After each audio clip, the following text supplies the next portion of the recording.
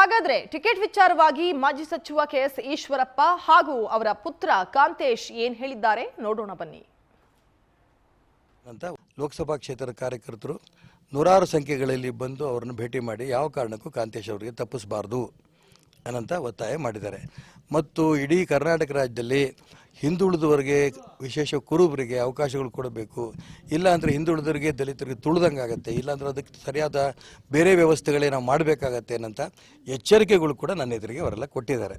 ಇಲ್ಲ, ಯಾವುದೂ ಅಂತಿಮ ತೀರ್ಮಾನ ಆಗಿಲ್ಲ ಅನ್ನೋಂಥ ಅಂಶವನ್ನು ಮನೆ ಪ್ರಹ್ಲಾದ್ ಜೋಶಿ ಅವರು ಈಗ ತಾನೇ ಇಲ್ಲಿಂದ ಹೇಳಿಬಿಟ್ಟು ಹೋಗಿದ್ದಾರೆ. ನಾನು ಖಂಡಿತ ನಿಮ್ಮೆಲ್ಲರ ಅಭಿಪ್ರಾಯವನ್ನು ಕೇಂದ್ರ ಚುನಾವಣಾ ಸಮಿತಿಯಲ್ಲಿರುವಂಥ ಸದಸ್ಯರಿಗೆ ನಾನು ಮಾತಾಡ್ತೀನಿ ಅಂತ ಪ್ರಹ್ಲಾದ್ ಜೋಶಿ ಅವರು ಹೇಳಿದ್ದಾರೆ. ನನಗೂ ವಿಶ್ವಾಸ ಇದೆ. ಇವತ್ತು ಅನಿರೀಕ್ಷಿತವಾಗಿ ನನಗೇನು ಗೊತ್ತಿರಲಿಲ್ಲ ಎಷ್ಟು ಮಟ್ಟಿಗೆ ಹಾವೇರಿಯಿಂದ, ನನ್ನೆಲ್ಲ ಗದಗಿಂದ, ರೋಣ, ಶಿರಟ್ಟಿ ಎಲ್ಲ ಭಾಗದಿಂದ ಬರ್ತಾರೆ ನನಗೇನು ಕಲ್ಪನೆ ಕೂಡ ಇರಲಿಲ್ಲ. ಆದರೆ ಇವತ್ತು ನೂರಾರು ನಮ್ಮ ಕಾರ್ಯಕರ್ತರು ಬಂದು ನಿಮ್ಮ ಜೊತೆ ನಾವು ಇದ್ದೀವಿ ಅಂತ ಹೇಳಿದಂಥ ಸಂದರ್ಭದಲ್ಲಿ ತುಂಬ ಸಂತೋಷ ಆಗಿದೆ. ನನಗೆ ವಿಶ್ವಾಸ ಇದೆ, ಪಕ್ಷ ನನಗೆ ಮತ್ತು ನಮ್ಮ ತಂದೆಯವರಿಗೆ ಯಾವತ್ತೂ ಕೂಡ ಕೈ ಬಿಡಲ್ಲ ಅಂತ ನಾನು ಅಂದ್ಕೊಂಡಿದ್ದೀನಿ. 100ಕ್ಕೆ 100 ವಿಶ್ವಾಸ ಇದೆ. ಹಾವೇರಿಯ ಒಂದು ಲೋಕಸಭಾ ಟಿಕೆಟ್ ನನಗೆ ಸಿಗ್ಬೋದು ಅಂತ ವಿಶ್ವಾಸ ನನ್ನಲ್ಲಿದೆ.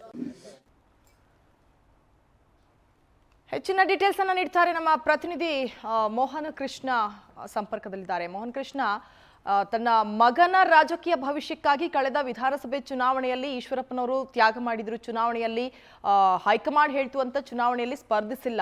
ಅಂದರೆ ಲೋಕಸಭೆ ಚುನಾವಣೆ, ಕಳೆದ ವಿಧಾನಸಭೆ ಚುನಾವಣೆಯಲ್ಲೂ ಕೂಡ ಅವರಿಗೆ ಟಿಕೆಟ್ ನೀಡಬೇಕು ಅನ್ನುವಂತಹ ಆಗ್ರಹ ಕೇಳಿ ಬಂದಿತ್ತು ಕಾಂತೇಶ್ ಅವರಿಗೆ. ಆದರೆ ಲೋಕಸಭೆ ಚುನಾವಣೆ ಇದ್ದಿದ್ರಿಂದ ಆಗ್ಲಾದ್ರೂ ಸಿಗಬಹುದು ಅನ್ನುವಂಥ ಒಂದು ಭರವಸೆ ಹೈಕಮಾಂಡ್ ಮೇಲೆ ಇತ್ತು ಈಶ್ವರಪ್ಪನವರಿಗೆ ಅಂತ. ಆದರೆ ಈಗ ಅವರಿಗೆ ಟಿಕೆಟ್ ಸಿಗುತ್ತಾ ಇಲ್ವಾ ಅನ್ನುವಂಥದ್ದೇ ಒಂದು ದೊಡ್ಡ ಪ್ರಶ್ನೆ, ಜೊತೆಗೆ ಕುತೂಹಲ ಕೂಡ ಇದೆ. ಅವರ ಬೆಂಬಲಿಗರು ಕೂಡ ಆಗ್ರಹಿಸುತ್ತಿದ್ದಾರೆ. ಏನಾಗಬಹುದು ಅಲ್ಲಿ ಅನ್ನುವಂಥದ್ದು ಮೋಹನ್ ಕೃಷ್ಣ. ಎಸ್ ರಜನಿ, ಏನು ಹಾವೇರಿಯಲ್ಲಿ ಈಶ್ವರಪ್ಪ ಪುತ್ರ ಕೆ ಕಾಂತೇಶ್ ಅವರಿಗೆ ಟಿಕೆಟ್ ಕೊಡ್ಲೇಬೇಕೆಂಬ ಒತ್ತಡವನ್ನ ಇದೀಗ ಅವರ ಕಾರ್ಯಕರ್ತರು ಮತ್ತು ಅವರ ಅಭಿಮಾನಿಗಳು ಒಂದು ಆಗ್ರಹಿಸ್ತಾ ಇರುವಂತದ್ದು. ಈ ಒಂದು ಹಿನ್ನೆಲೆಯಲ್ಲಿ ನಿನ್ನೆ ಏನು ಗಾಯತ್ರಿ ಮಾಂಗಲ್ಯ ಮಂದಿರದಲ್ಲಿ ಕೇಂದ್ರ ಸಚಿವರಾದಂತಹ ಪ್ರಹ್ಲಾದ್ ಜೋಶಿ ಅವರಿಗೆ ಕಾಲಿಗೆ ಮುತ್ತಿಗೆ ಹಾಕಿ ಬಿಜೆಪಿಯ ಕಾರ್ಯಕರ್ತರು ಟಿಕೆಟ್ಗಾಗಿ ಆಗ್ರಹಿಸಿದ್ರು. ಕಾಂತೇಶ್ಗೆ ಟಿಕೆಟ್ ಸಿಗದೆ ಇದ್ರೆ ಶಿವಮೊಗ್ಗದಿಂದ ಈಶ್ವರಪ್ಪ ಸ್ಪರ್ಧೆ ಖಚಿತ, ಅದು ಕೂಡ ಪಕ್ಷೇತರವಾಗಿ ಸ್ಪರ್ಧೆ ಮಾಡ್ತಾರೆ. BSY ಪುತ್ರ BY ರಾಘವೇಂದ್ರ ವಿರುದ್ಧವಾಗಿ ಸ್ಪರ್ಧಿಸ್ತಾರೆ ಎಂಬಂತಹ ಘೋಷಣೆಗಳನ್ನ ಕೂಡ ಕೂಗಿರುವಂತದ್ದು ಮತ್ತು ಒತ್ತಾಯವನ್ನ ಕೂಡ ಈಶ್ವರಪ್ಪನವರಿಗೆ ಮಾಡಿರುವಂತದ್ದು. ಘೋಷಣೆ ಕೂಗಿ ಪ್ರಹ್ಲಾದ್ ಜೋಶಿ ಅವರಿಗೆ ಆಗ್ರಹ ಮಾಡಿದ್ದಾರೆ. ಯಡಿಯೂರಪ್ಪ ಸನ್ಮಾನ ಸಮಾರಂಭದ ಒಂದು ಕಾರ್ಯಕ್ರಮದಲ್ಲಿ ಈ ಒಂದು ಘಟನೆ ಕೂಡ ನಡೆದಿದೆ. ಹೀಗಾಗಿ ಇಂದು ಅದರಲ್ಲೂ ಯಡಿಯೂರಪ್ಪನವರು ಇವತ್ತು ಸಿಇಸಿ ಸಭೆಗೆ ದೆಹಲಿಗೆ ತೆರಳಬೇಕಾಗಿತ್ತು, ಅದು ಕೂಡ ರದ್ದಾಗಿರುವಂತದ್ದು. ಎಲ್ಲೋ ಒಂದ್ ಕಡೆ ಈ ಒಂದು ಎಲ್ಲ ಹೈ ಡ್ರಾಮಾ ನಾಳೆಗೆ ಮುಂದೂಡಲಾಗಿರುವಂತದ್ದು. ಆದ್ರೆ ಹಾವೇರಿಯಿಂದ ಬಂದಂತಹ ಅಭಿಮಾನಿಗಳು ಮತ್ತು ಕಾರ್ಯಕರ್ತರು ಈಶ್ವರಪ್ಪ ಅವರ ಮನೆಗೆ ಧಾವಿಸಿ ಅಲ್ಲೂ ಕೂಡ ಈಶ್ವರಪ್ಪನವರಿಗೆ ಒತ್ತಾಯವನ್ನ ಮಾಡಿರುವಂತದ್ದು. ಹೀಗಾಗಿ ಏನು ಯಡಿಯೂರಪ್ಪನವರ ಮಾತಿನಂತೆ ನಾವು ಯಡಿಯೂರಪ್ಪನವರ ಮಾತು ಏನು ಅವ್ರು ಕೊಟ್ಟಿದ್ರು ಮುಂಚೆ, ನಮ್ಗೆ ಕಾಂತೇಶ್ ಸ್ಪರ್ಧೆಗೆ ಮುನ್ನ ಯಡಿಯೂರಪ್ಪ ಬಳಿ ಮಾತನಾಡಿದ್ವಿ, ನಾವು ಅವ್ರ ಕ್ಷೇತ್ರದಲ್ಲಿ ಸಂಘಟನೆ ಮಾಡುವಂತೆ ಕೂಡ ಹೇಳಿದ್ರು. ಹೀಗಾಗಿ ನಾವು ಆ ಮಾತನ್ನು ತಪ್ಪೋದಿಲ್ಲ ಅನ್ನೋ ವಿಶ್ವಾಸ ಇದೆ.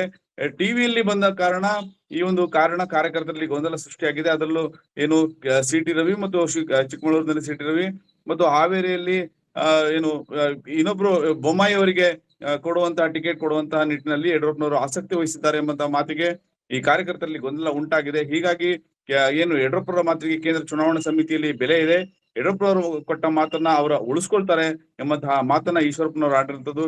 ಈ ಎಲ್ಲಾ ಹಿನ್ನೆಲೆಯಲ್ಲಿ ಇವತ್ತು ಕೂಡ ಏನು ಯಡಿಯೂರಪ್ಪನವರು ಶಿವಮೊಗ್ಗದಲ್ಲಿದ್ದು ಅವರ ನಿವಾಸದ ಬಳಿ ಹಾವೇರಿ ಮತ್ತು ಗದಗದ ಏನು ಕಾರ್ಯಕರ್ತರು ಮತ್ತು ಏನು ಕಾಂತೇಶ್ ಅವರ ಅಭಿಮಾನಿಗಳು ಅಲ್ಲಿ ಧಾವಿಸಿ ಅಲ್ಲೂ ಕೂಡ ಮುತ್ತಿಗೆ ಹಾಕುವಂತ ಮತ್ತು ಯಡಿಯೂರಪ್ಪ ಮತ್ತು ರಾಘವೇಂದ್ರ ಅವರಿಗೆ ಮತ್ತು ವಿಜೇಂದ್ರ ಅವರಿಗೆ ಒತ್ತಾಯವನ್ನ ಮಾಡುವಂತ ಎಲ್ಲಾ ಸಾಧ್ಯತೆ ಇದೆ.